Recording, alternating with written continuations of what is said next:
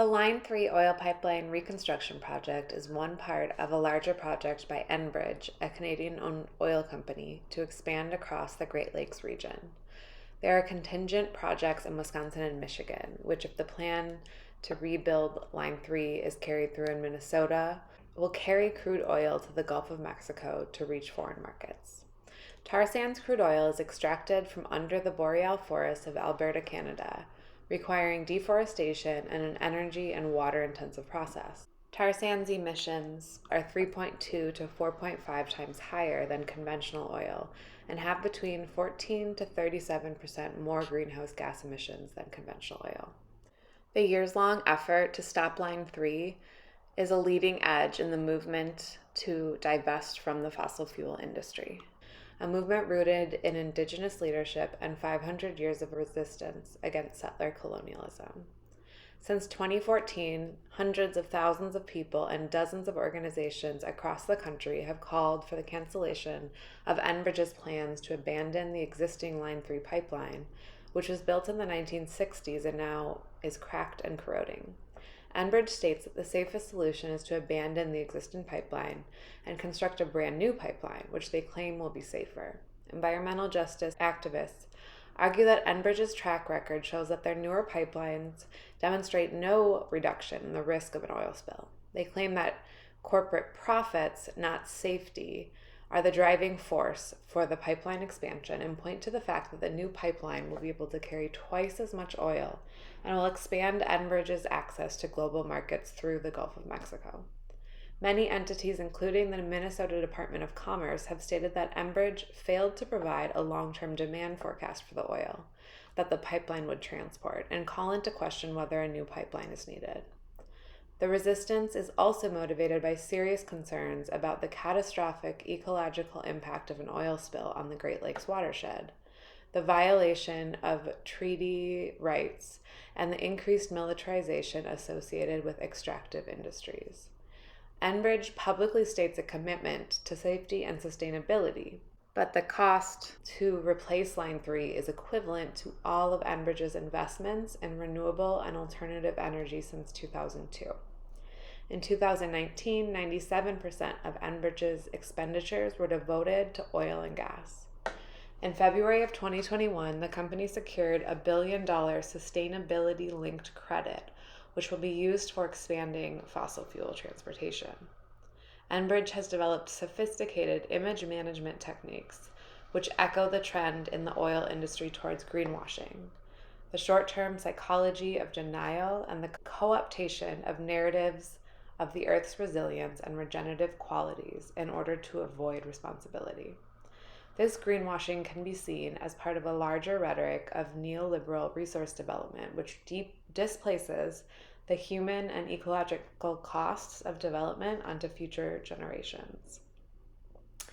The $2.6 billion pipeline and its oil, the largest project in Minnesota to have its related global warming gases fall under court scrutiny, will result in 193 million tons of carbon dioxide emitted each year. That's more than the entire state generates. Meanwhile, Minnesota is failing on its legislated goal to cut greenhouse gas emissions by 30% by 2025 to fight climate change, as emissions have actually increased in most sectors. The pipeline's greenhouse gas estimates, which came from the state's own environmental review and were accepted by a judge, but not by the Minnesota Public Utilities Commission, span the full life cycle of Line 3 oil, from pumping it out of the Canada tar sands to piping it, refining it, and burning the refined products. In his report, A Giant Step Backwards, Macalester College physicist Jim Doyle calculated the cradle-to-grave emissions associated with Line 3 are equivalent to firing up 50 new coal-fired power plants. Honor the Earth, an organization led by Indigenous activists, claim that a new pipeline transporting twice as much oil is not what is needed in the midst of the existential threat of climate change, which demands a shift away from fossil fuels. They point to the high levels of inefficiency and waste associated with the fossil fuel industry and join with environmental justice activists around the world in proposing a just transition from this destructive economy and way of life. Quote, "We believe a sustainable world is predicated on transforming economic, social, and political relationships that have been based on systems of conquest towards systems based on just relationships with each other and with the natural world. As our mission states, we are committed to restoring a paradigm that recognizes our collective humanity and our joint dependence on the earth." Unquote. Enbridge is the largest energy consumer in Minnesota, and the Line 3 pipeline will create approximately 193 million tons of carbon. For Indigenous activists, the resistance to Line 3 is part of a larger opportunity that climate change presents for moving towards an Indigenous Green New Deal, also called a Red New Deal. Pointing to the vast renewable energy resources in wind and solar and the promise of industrial hemp, Honor the Earth describes the just transition as a framework for a fair shift to an economy that is ecologically sustainable, equitable, and just for all. Honor the Earth presents climate change as an opportunity for a massive retooling of America's infrastructure, energy, and future. In the Red Deal, Indigenous Action to Save Our Earth, the Red Nation proposes an expanded version of the Green New Deal, which centers Indigenous peoples and Indigenous laws of being in right relation with the earth and our non-human relatives, and is based in a recognition of the history of treaty making and broken promises. The Red Deal contextualizes the land back movement as about honoring and enforcing treaty rights by giving treaty land back. The Red New Deal is described as a radically pragmatic program about Indigenous action to save our Earth, which is inclusive, not exclusive. The Red New Deal is an effort to meet the mass mobilization that's required in order to curb the species-wide threat of climate change in order to survive through 2050. The Native-led resistance to fossil fuel expansion and the movement to protect clean water for future generations is based in Indigenous knowledge systems, rooted in the interdependence of all things. For the Anishinaabe people, nature has intrinsic rights and is not a commodity to be sold, bought, or exchanged. For Indigenous people in the Great Lakes region, the assault of water security is a struggle that gets to the heart of survival and self-determination. In the Anishinaabe worldview, quote, "Water, the lifeblood of Mother Earth, is essential.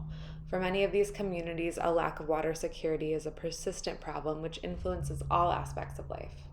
Codified in Indigenous knowledge systems and taught by First Nation elders are teachings for balanced relationships with creation, behavior necessary for survival, and to ensure sustainability for future generations. These cases point to the need for a decolonizing framework to resource management, calling for holistic and participatory perspectives to governance and recognition of spiritual and cultural relationships with nature," end quote. In Anishinaabe traditions, human beings' relationship with water is marked by reverence, reciprocity, respect, and responsibility. Quote, "Water is life, and there are cultural teachings and ceremonies that guide appropriate relationships with water. These are stewardship roles and responsibilities for what is considered a most sacred gift. From this view, living the good life means living a life of honoring the sacred gifts of creation. For the Anishinaabe, the spiritual relationships and natural order of the universe are maintained by practicing the teachings and conducting ceremonies associated with water. Water security involves enabling water to fulfill its role to provide for Mother Earth, and by doing so, she will provide for all her creatures," end quote. The 7 teachings of the Anishinaabe begin with respecting Indigenous knowledge. Honor the Earth points to the fact that the original Green New Deal was Indigenous and reminds us that fossil fuels are a 100-year aberration, not the norm. The fight to get Enbridge to cancel their Line 3 pipeline development represents a critical front line in addressing the climate crisis and the transition away from a fossil fuel economy. Avoiding the most catastrophic consequences of climate change means cutting carbon emissions in half over the next 10 years. In transitioning to a new normal, how eco-psychology can help society prepare for the harder times ahead Raymond DeYoung argues that moving away from the one-time era of resource abundance, led by false prospects of endless growth, will require us to accept biophysical constraints and lay a new foundation for sustainable, interdependent, and mutually enhancing relations with nature as well as within the human community. In Slow Violence and the Environmentalism of the Poor, Rob Nixon discusses the difficulty in a context of media sensationalism and the politics of speed to gain public attention for the formless threats whose fatal repercussions are low in instant spectacle but high in long-term effects.